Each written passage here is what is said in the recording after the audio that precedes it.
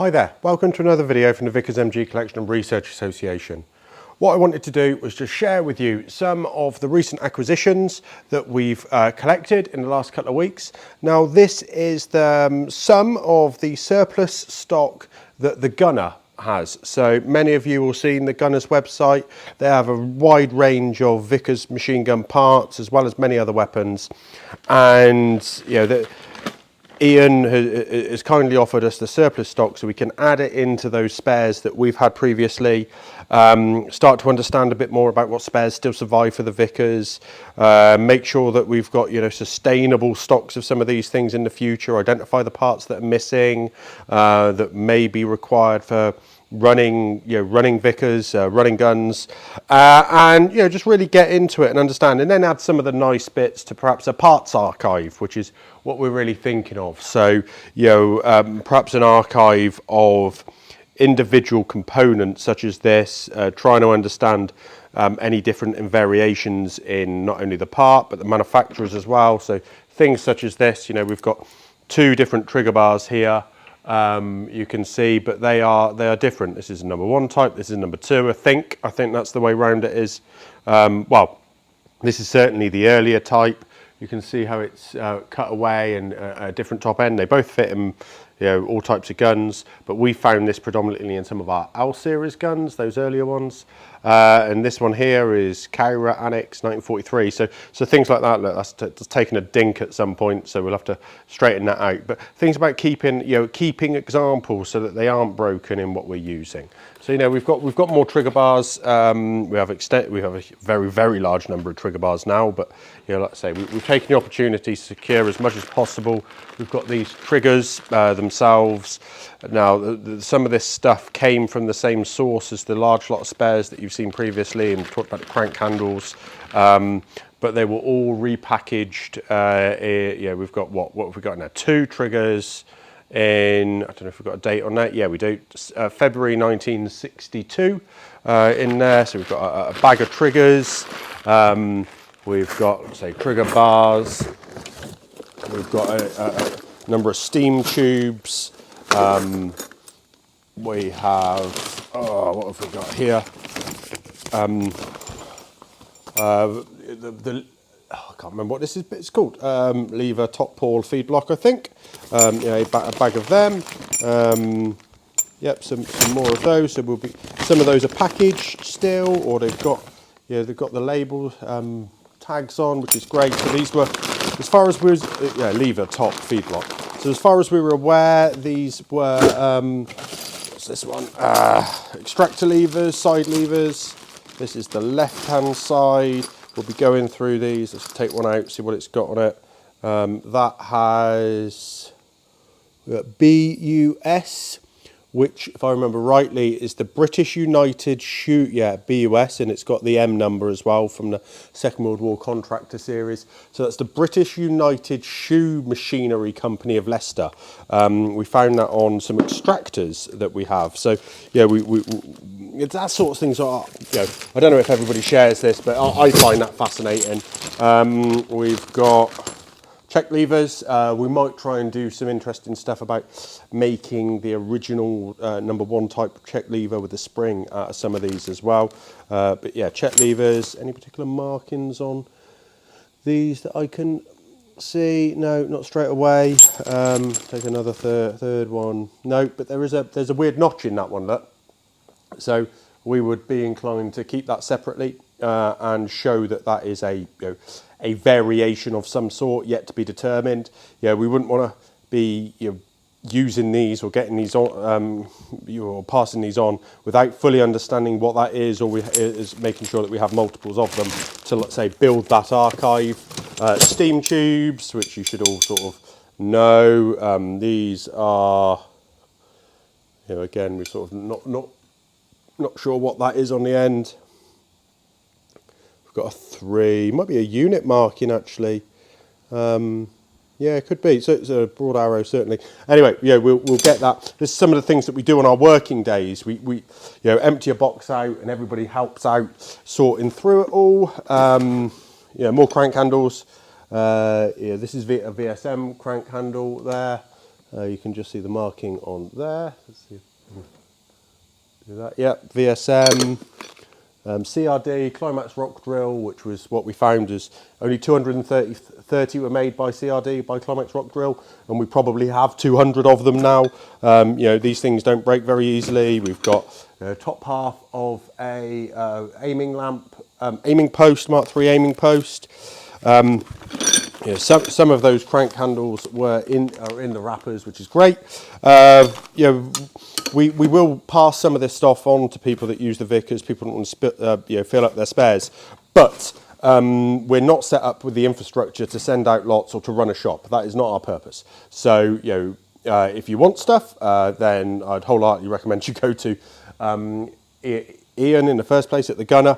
But also, if you want to buy some stuff from us, or you want us to have sorted it and gone through it and identify which markings you want, then we are building that stuff onto a website, onto a page in our shop. But that is only accessible for patrons. So please do sign up and support us, because that makes sure that you can get access to some of this stuff as well. That might have taken a dink even. I think that, not sure that looks straight. What have we got though? Any particular markings? 303. V303 like always, and then there's something up the front end, might be a V over, which would mean it's a Vickers made one rather than an Australian one. Sometimes you see, worth saying, sometimes you see the serial number of the gun in there, which is always nice to have. Some of these are complete, some are not. VAN, which we think is Vickers Armstrong's Newcastle, and that's 489H in the gun, but weirdly, that's VAN on there, look. That's VSM over over Al in there, which says Erith manufacturer. So perhaps VAN were refurbishing some of these and rebuilding them. So that's, you know, again, that one is one that will stick into the archive unless we've got more of the same, because it tells us something different about manufacture. You know, clearly there's a fair bit of work to do on some of these. VAC 303. Vickers Armstrong's Crayford. We love to understand these markings. Well, I do. I don't really. Whether anybody else does or not, who knows.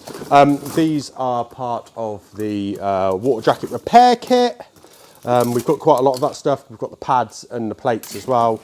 Some of those are, you know, sealed plates in there. What's these bits? Feed block pulls. You know, we've got some of those on the website for sale already. That's the rear pull. You can see there the markings, Donington, April 1963, repackaged, which is where this stuff lived until the 60s, until the 90s, sorry.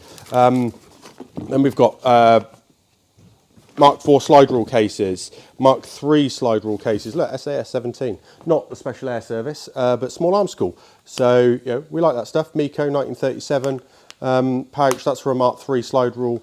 Goes on to the 2-inch leather belt, so you know, not suitable for 37 pattern webbing. It would have ended up in a pouch, and then the Mark IV case ends up with a pot. You know, that will go over a 37 pouch as well, but also has its label. So yeah, we'll go through all these, work out what we've got. Oh, SAS 10. So perhaps, right, if you've got that. These must have been the slide rules, SAS 21, that were part of the stores for the Small Arms School at Netheravon.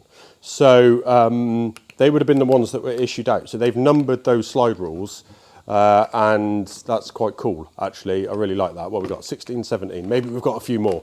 That would be awesome. Given the work I've done with the Small Arms School Corps and identified, here we go, 152. Given the work I've done with the SASC on their history, I think that's amazing. I love that. I'm really pleased we'll have those. I'm afraid, you know, blanks might go up for sale at some point, but the numbered individual ones won't. Yeah, unless there's a really special, unless somebody's got a matching slide rule for it, SAS 11. So yeah, that's what a great little box full of stuff in there. What have we got in here? You will notice it's in the back of a Series 1 Land Rover, which we have, you know, that helps the collection. Oh, that's nice. So these are top covers, feed block covers, or front covers. Vickers Armstrong's Erith Limited. C, Crayford. So that's VAE Limited. So Interesting markings. I've seen that on something else. This is like commercial gun top cover or front cover. I might get these things right. Drill purpose, but really early. RFI, Rifle Factory Shapur. So India. You're just hearing me waffle on, but we've got a few of those. We've got a box of those. I think I saw Sears, bits and pieces in there. What else? Let's try and just identify stuff. These are the oil bottles that go in the grips. But also, we've got the milled heads for those as well. We're missing the stem of the bottle, but we'll get that at some point, I'm sure. So those are the milled bottles. But these are what was cut off and put in the top of a water bottle that the Australians used. So they put 2 pints of water in a standard water bottle so that they had more water in the jungle. So Southwest Pacific area stuff. I covered triggers. We've had to, because we're reworking the workshop at the moment, we've had to be a bit careful about disorganised about getting this stuff in. We've got a box full of fusees in here. What's on the fusees? MC, Monotype Corporation. We've got lots of those, so they'll definitely be appearing for sale. VSM, again, we've got quite a few. What we got on this one? Not sure. Might be a PA or an MA. Probably neither. No, VSMM. So VSMM seems to be Vickers, Sons of Maxim. Maxim, possibly, or M? I'm trying to think what the M is for. Is it Maxim? Is it the Maxim Works? Yeah, I think it might be the Maxim Works that was then Erith. So, we've got a box with a fair few of these. So some of these, look, that's the pads for the water jacket repair kit are in the paper wrap still. We love packaged materials. They really, help tell a story too. What else is in here? Let's move those back. Fusees, we sort of caught a glimpse of one of those. I think I talked about, what was that? Oh no, those are top cover latches for the front with the plugs and everything. That's a VSM-M, is it? Yeah, VSM-M on that one, which is super. What's in here? Sears with springs.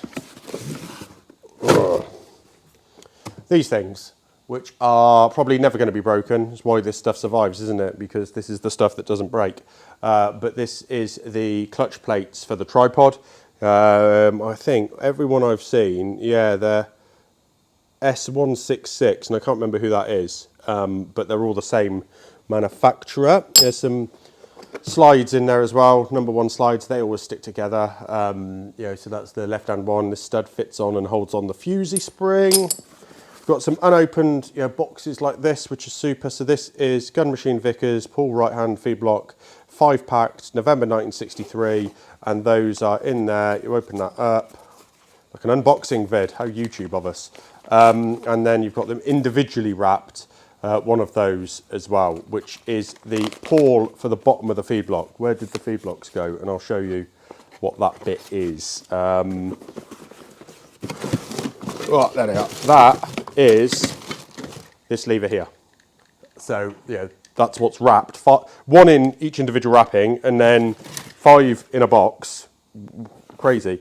Some gauges that we have that are still in their wax, so that would have to be melted off.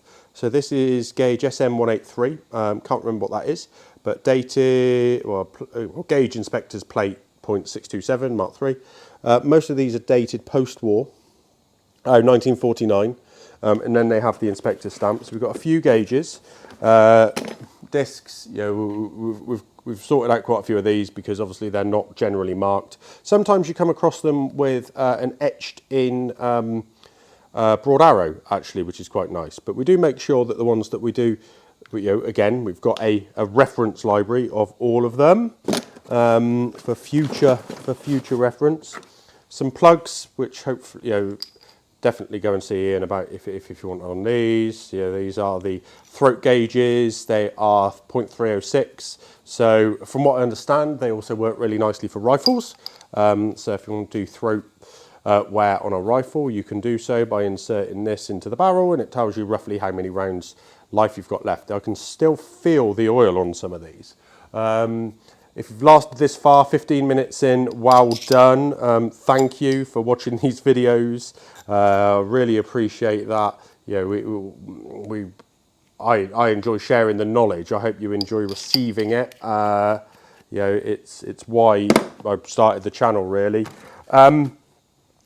This is quite nice, glass with care. So this, lamp aiming machine gun Mark II glasses, 10 of them. And this is all packed, and we're not going to open it up too far because there's, well, I'll do some of it, but this is obviously the glass that goes in the front of the aiming lamp. And because it's glass, they've packed them, and then they're individually packed inside, I think. Or packed in, no, that's the 10 packed in there. So really well wrapped, really well cared for, and having it in the box with just these 10 in, glass with care, survived, again, probably since the 60s, it's not great war material, all of it, but great to have, go in the reference collection. One of the swages, so this is actually an armourer's tool for the tripod. So we found this in one of the electrical mechanical engineering regulation documents that we have on the website to download. And then you might not be able to see it on the camera, so let's try a bit. These are obviously extractor side levers. You can see it on that one, but they've been specially picked, and you can see on there that they are SM201, which indicates it's a gauge for the right extractor. So these are picked for armourers to use, meaning these are perfect, and they will therefore be used to compare others against. So that's super, isn't it? What nice things to have again. Staff pointers. Hopefully, you're familiar with some of these, particularly if you've served. They fold out, open that up. One person looks through here, the other person looks through there, and you should be looking at the same thing. They were in use from the Second World War. They're always associated with the Vickers, but I've never found them in a Vickers parts catalogue. So I think this number here is the latter 7 on a native stock number, showing that this is a late service one. So it's Pointer Staff Mark 1. So this will be the UK serial, and so 99 will be in front of that, and then 1007753. If anybody's got access to an NSN database, we'll have to look that up, see what it comes up as now. You might be able to get one out of stores. So we've got a few of those. Tumblers, lots and lots of tumblers. S81, which is Monotype Corporation, lots that are S81. But this is interesting. Some we've got like anodized, others just different finishes. Some of these as well were, which was quite interesting. Some of them were obviously in stores, but with, I can't see one now, it's typical, isn't it? With the tumbler pin still attached.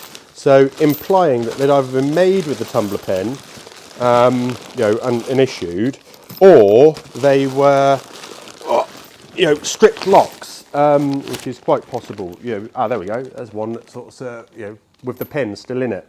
Amazing to see. Then in the bottom there we've got more milled heads. We've got T-fixing pins, the latter type, which have got the punch in as well. More tumblers. This box here has more T-fixing pins, lots of greasy stuff for the ultrasonic to get going on. Those that have attended our working days are quite pleased with the ultrasonic. Some slides for the other side, so that should fit the collar and roller. Let's go through some side levers for the locks. So last batch of these were all serialised, which was quite nice. It showed a real range of serial numbers and production dates and stuff. Cranks, again, sort of quite great to have. We should hopefully see some differences on these. These are all Mark 1A cranks, worth saying, something I learnt recently, or remembered recently. So if it's got the hole in, it means it's a Mark 1A crank, because that's where you can sit it up and you can put the cleaning rod through to clean the bore from behind without having to take the working parts out. Sometimes on these cranks, I'm just having a quick look through, you'll see a spring attached here, which holds the connecting rod upright when you're taking the taking it out of when you're taking the lock out of the gun. Now, the great useful thing, that was originally for air service. I can't see any in here, which is a bit frustrating because I wanted to be able to show it. We've got it on one of our, on the firing gun. We've got a few of the connecting rods themselves in there. What else? What's in here? What's this? This is the split pin for the feed block pulls, so the top and bottom levers for those. We then have more connecting rods, more connecting rod nuts, some in their package, some muzzle cones, armoured muzzle cones. We do have some flats as well, but we've yet to go through them properly in the old stuff. So let's say those number 1 slides, some of which are still packed, which is really, really neat. What else is in here? That's all connecting rod stuff. Oh, it's all heavy. Another aiming post attachment. We then have springs for the trigger, 3 of them in there. Look. Yeah, sometimes we find random stuff mixed in, which is great. So springs, trigger bar, and 5 of them are in there. So this little box, let's see if it's okay. There we go. Oh, it's more than 5 in there, but that little box holds 5 supposedly, whereas the wrap holds 3. They're the same thing, BDO 960. Then we have plungers for the tangent sight, button. What else? More triggers in there. More feed block pulls. Side levers, jamming handles for the tripods, RT, Randwick tramways. What's remarkable about all this stuff and the stuff that we've seen previously is there's very little Australian items in there, and we think that's because they didn't have them over, we didn't get much stuff from Australia during the war. It didn't come this far. Some chains, some more gauges, some more of those swaging tools. What's this? This is pin joint rear crosspiece Mark III. So that's the pins that fit. Let's see if that there. Go in the bottom that hold the crosspiece on the bottom of the gun. So we've got a few of those in there. Again, different packing. Look, this is direct from the maker, Red Hill Engineering, rather than being repackaged. More swaging stuff. If you want to come and help us on a working day and clean through some stuff, you've got the bottom lever for the feed block there. You're more than welcome to. We've then got some of the feed block pull springs as well. U over U/V. I think somebody told me recently that's actually Colt in the United States that were supplying parts to Vickers in the UK. I can't remember. But we go through, produce a full inventory. We've got some jamming handles there. Full inventory of every individual item so that we know what it is. And as we go through it, we will understand. And that's the research piece that adds to the collection of research association. Real ox, this is what I shared with you the other week. This makes a good bottle opener. Just pop that over, that on top of your bottle. Well, there we go. Some of these have got the parts number on, which is quite different in terms of how things were marked. What we got there? What's this? Oh, trigger bars. So it's thumb piece levers. So we've got those for the cross piece. You see how mucky this even just going through lightly like this makes your hands. We've got the safety catches themselves, more the springs, feed block pull springs in there, some pins, what's this one? Oh, that's for the crank handle. So that goes through the crank handle and holds it on. We've then got tumbler pins, which good, because we've got lots of tumblers, so we all have some pins. More slides, number 1, left-hand side. Feed block assemblies, so they actually fit in the top. Now, quite a lot of these are all packaged up as well, which is different. What's in this one? Bracket. BDO 626 bracket. Now these are for the check lever. So again, this is something we were going to look at to see whether, so these are VAC, see whether we can convert some of these, put the stud back onto them, to see whether we can convert them back to the first type with the spring and the plunger, because those are, you know, quite, you know, different. These are those pull levers, so that's, you know, hidden gems in some of these bags, I'm sure. Hasp lamp aiming, so this is the, I don't know if this is open, no it isn't, so we won't. This is the thing that, this the switch that actually sits inside the aiming lamp, so you can pull it on from a distance. There's 5 in there, because it's only a small piece of wire. And then we have these, and we have some of these already, so Bush axis side levers, that's a pack of 20. Which I think is just a superb package, repackaged in 1956. Look, can you imagine having a job at the Ordnance Depot repackaging parts? You know, I think this bit's bad, but God, I think I'd be bored. Well, I think most of our helpers are pretty bored with what I try and ask them to do. But you know what? Some of them really love it, and I know some of you watching it will be going, "Oh, I want to spend a day doing this." So, you know, get hold of us, start speaking to us, and become perhaps one of our volunteers that come and help the association out. You know, it's great to have people here sorting through all this stuff, and you know, and learning from it. We have to learn from this. This is industrial heritage. This is not just about machine guns. This is about telling people where parts were made, how they were used, how they've survived, all of that stuff. So, you know, I'm pleased to have this. If you know of any large quantities of Vickers parts, please just let us know. You know, we're always interested in acquiring more for the association so that we can understand it and try and safeguard some of this stuff for the future. You know, in all seriousness, if it wasn't for traders and the collectors market, militaria in general, this sort of stuff would end up as scrap. There's a lot of weight in here. You know, the Landy's sort of doing the funny things on the back wheels at the moment. So we'll have to get this off into boxes and sort it out quite soon. But thank you for watching. If you've, again, thank you so much for your support. I hope you've enjoyed that sort of rummage through, you know, Vickers parts to see what we've got. Thank you for watching. Please remember to like and share the video and subscribe to the channel. Please support us on Patreon if you're able to, and let us know of anything you'd like to see in the future. I look forward to hearing from you.